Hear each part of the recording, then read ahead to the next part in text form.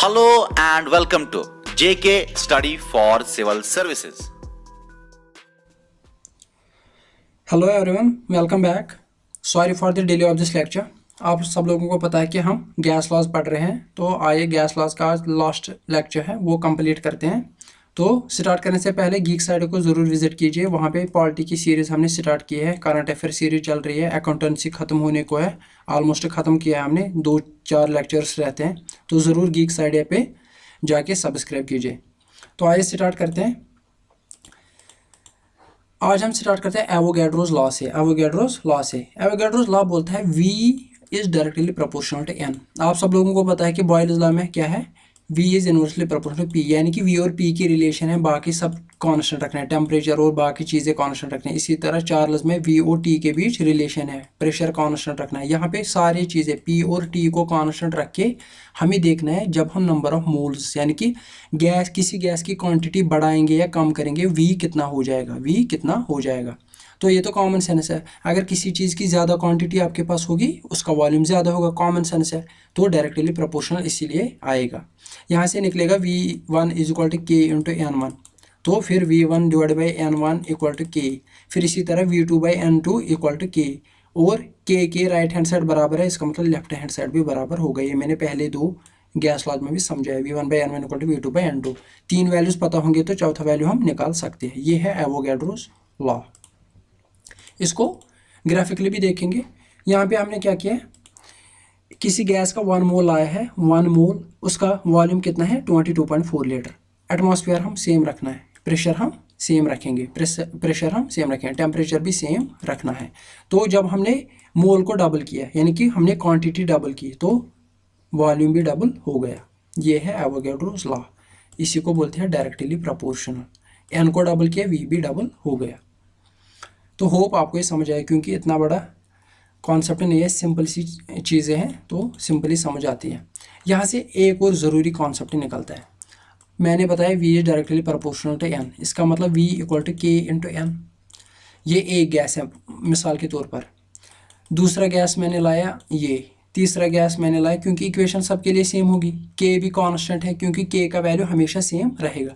अब अगर मैंने किसी गैस का वॉल्यूम लाया 22.4, दूसरा गैस लाया उसका भी वॉल्यूम लाया 22.4, तीसरा भी गैस लाया उसका भी वॉल्यूम लाया 22.4, K तो तीनों में कांस्टेंट होगा।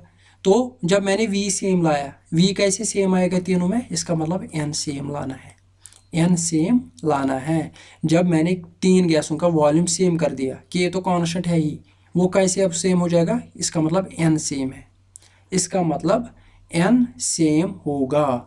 यही बोल रहा है कि equal volumes of all gases at same temperature and pressure must contain equal number of molecules, temperature और प्रेशर सेम किया, वॉल्यूम सेम लाया, मास तो डिफरेंट करेगा क्योंकि किसी गैस मॉलिक्यूल का वजन ज़्यादा होगा, किसी कम होगा, लेकिन उनके नंबर ऑफ मॉलिक्यूल सेम होंगे। वो नंबर कितना होगा, 023 इंटू 10⁻23। इसको बोलते हैं एवोगैड्रोस नंबर, 6.023 इंटू 10⁻23। ये डायरेक्टली पूछा जाता है एवोगैड्रोस नंबर क्या है। ये बहुत ज़रूरी है कि equal volumes of all gases at same temperature pressure must contain equal number of molecules. इन तीनों को मिला के अब हमने तीनों पढ़े, Boyle's law, Charles law, Avogadro's law.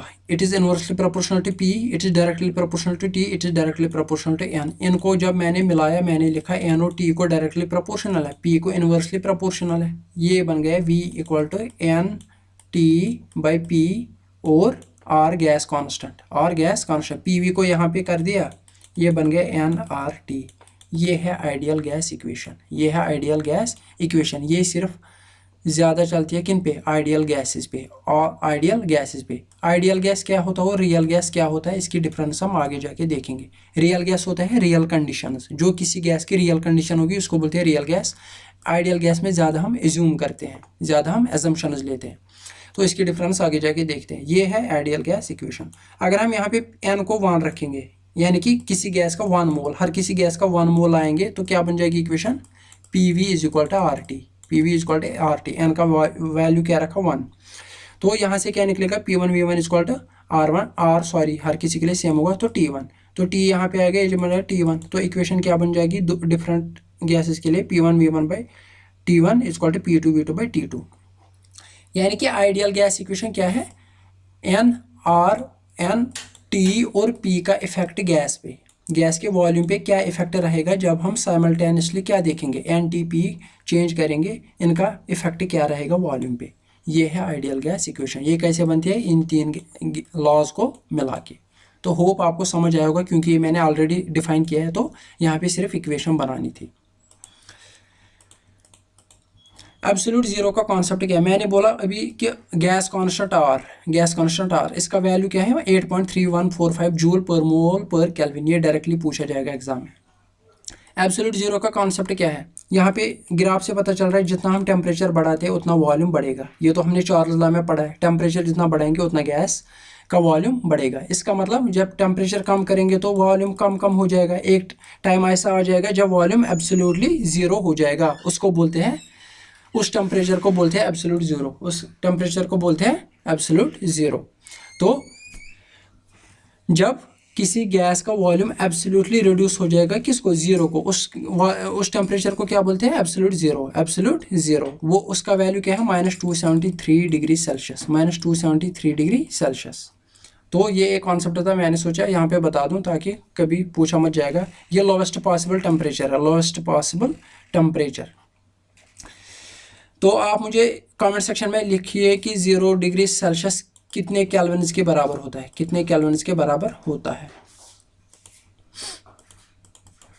अब है यूनिट्स ऑफ प्रेशर। आप सब लोगों को पता है अगर किसी कंटेनर में गैस होगा तो ये एरिया पे क्या डालता है, फोर्स पर यूनिट एरिया होता है, फोर्स पर यूनिट एरिया होता है pressure, force per unit area होता है प्रेशर, इसी को बोलते हैं।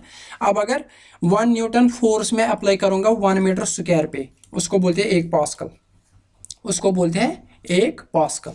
यही 1 pascal is defined as force of 1 newton over an area of 1 metre square. Pascal की सिंबल है PA। तो यहाँ पे डिफरेंट एटमॉस्फेयर की डिफरेंट ये वैल्यूज दिए गए हैं। एक एटमॉस्फेयर होते हैं 101325 पास्कल, अगर इसको 1000 से डिवाइड करेंगे ये बन जाएगा 101.325 kilo pascal. 14.7 PSI pounds per square inch, 760 torr है, 760 mmHg। इसी तरह 1 जूल होता है बराबर किसके, 1 न्यूटन मीटर के, या 1 kg metre square per second square.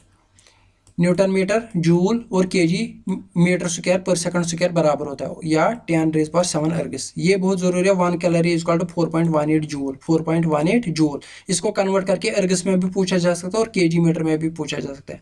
1 atmosphere equal to 1.01325 बार, 1.01325 बार। इसका कोई इलाज नहीं है, ये तो रट्टा मारना ही मारना है। अब मैंने अभी बोला था आइडियल गैस और रियल गैस की बहुत सारे डिफरेंसेस है। यानी कि आइडियल गैस में हम एज्यूम करते हैं, एज्यूम क्या करेंगे, आप लोगों को पता है कि गैस मॉलिक्यूल्स बहुत दूर दूर होते हैं, चाहे कितने भी दूर हो, लेकिन टाइप ऑफ फोर्स तो होगा, कोई ना कोई फोर्स तो होगा, चाहे कितना ही वीक क्यों ना हो, लेकिन फोर्स तो एग्जिस्ट करेगा। यहाँ पे हम बोल रहे हैं कि नो इंटरमॉलिक्यूलर अट्रैक्शन फोर्स, लेकिन यहाँ पे इंटरमॉलिक्यूलर अट्रैक्शन फोर्स है। यहाँ पे बोलते हैं कि इलास्टिक कोल्यूजन है, यहाँ पे नॉन इलास्टिक कोल्यूजन है। इलास्टिक कोल्यूजन मतलब M1V1 इक्वल टू M2V2, इतना ज़्यादा डीप करने की जरूरत नहीं, यानी कि मोमेंटम कांस्टेंट रह जाता है, मोमेंटम कांस्टेंट रह जाता है। रियल गैस में डेफिनेट वॉल्यूम है, यहाँ पे नो डेफिनेट वॉल्यूम। यहाँ पे हाई प्रेशर, यहाँ पे pressure is less when compared to ideal gas. Independent, यानी कि जो गैस मॉलिक्यूल्स है वो इंडिपेंडेंट है, यानी कि उनके बीच कोई अट्रैक्शन नहीं है। यहाँ पे इंटरैक्ट्स विद ईच अदर, यहाँ पे बोल रहा है कि उनके बीच कोई फोर्स है, वो इंटरैक्ट करते हैं। Do not obey gas laws at all conditions of pressure temperature. ये जो गैस लॉज मैंने अभी बोला PV equal to nRT total, ये हर किसी कंडीशन पे अप्लाई नहीं होती। Obeys gas laws at high temperature and low pressure, ये बहुत ज़रूरी पॉइंट है यहाँ पे, ये बहुत ज़रूरी याद रखना है। Obeys gas laws at high temperature and low pressure, high temperature और लो प्रेशर पे ये गैस लॉज को ओबे करते हैं। तो वीडियो को पॉज करके इनको एक बार समझे। होप आपको ये लेक्चर पसंद आया होगा और समझ आया होगा। Thank you very much. Subscribe to my channel Geeks Idea. तो मिलते हैं अगले वीडियो में। Thank you very much.